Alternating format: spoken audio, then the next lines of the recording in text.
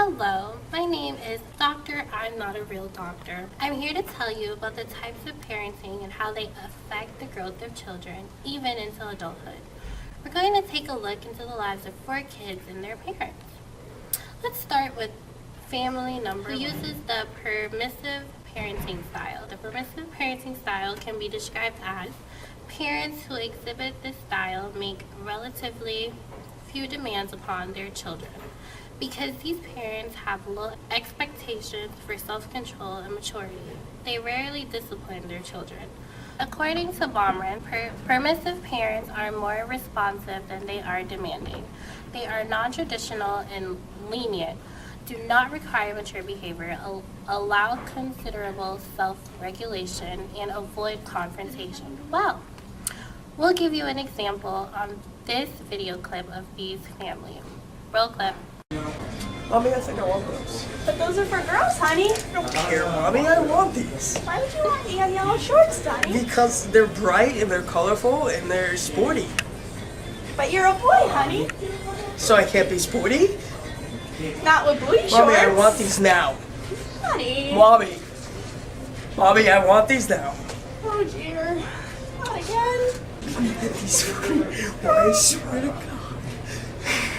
I will go ballistic. It's happening. Oh, no. You did this to me. Mommy, I want these now. Mommy, get these for me. Want them now. Okay, I'll buy them for you. I can't say no to you. Okay, let's look at another parenting style with family number 2. This one is called uninvolved parenting. Uninvolved parenting, sometimes referred to as neglectful parenting, is a style characterized by a lack of responsiveness to a child's needs. Uninvolved parenting makes few to no demands of their children. They are often indifferent, dismissive, or even completely neglectful. While they provide for basic needs like food and shelter, they are uninvolved in their children's lives. Some involved parents may be relatively hands-off with their kids, but may still have some basic limits such as curfews. Here, let me roll a clip for you.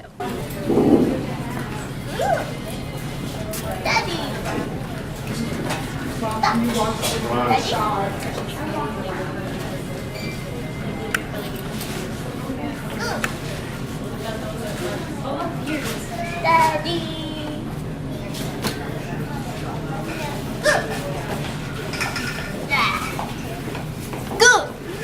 This is one pretty self-explanatory. Parents who exhibit an uninvolved parenting style were often themselves raised by uninvolved and dismissive parents. As adults, they may find themselves repeating the same patterns they were raised with. Other parents who display these styles may simply be so caught up in their busy lives that they find it easier to take a hands-off approach to dealing with their children. Okay, let's look at family number 3. This is the authoritarian parent style. Authoritarian parents have high expectations of their children and have very strict rules that they expect to be followed unconditionally. According to Baumrin, these parents are obedient and status-oriented and expect their orders to be obeyed without explanation. People with this parenting style often utilize punishments rather than discipline, but are not willing or able to explain the reasons behind their rules. Mom, can I have this? No, honey, that's too sharp. But I need it for my art class. No, honey. But I've been a really good student. No. I passed all of my tests. No. I really need it. No. Why? Because Mommy said so. Authoritarian parenting. The parent is very strict as opposed to the uninvolved and permissive parenting style. Because authoritarian parents expect absolute obedience, children raised in such settings are typically very good at following rules. However, they may lack self-discipline. Unlike children raised by authoritative parents, sometimes kids in authoritarian parenting situations confuse praise on job well done with love It's kind of sad, actually.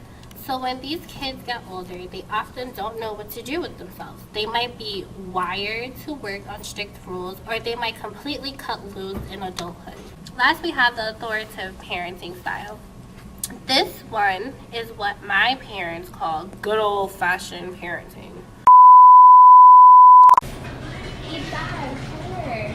Can I get this? I'm going to have her to my school. Would you like to play soccer and have a game on Saturday? That's true, honey. This is very nice, but maybe not this week. You have a test coming up. If you get an A on that, I promise to get a this. Okay, thanks, Daddy. I love you. That's how this parenting style goes. See how this parent has a discussion with their child and explains.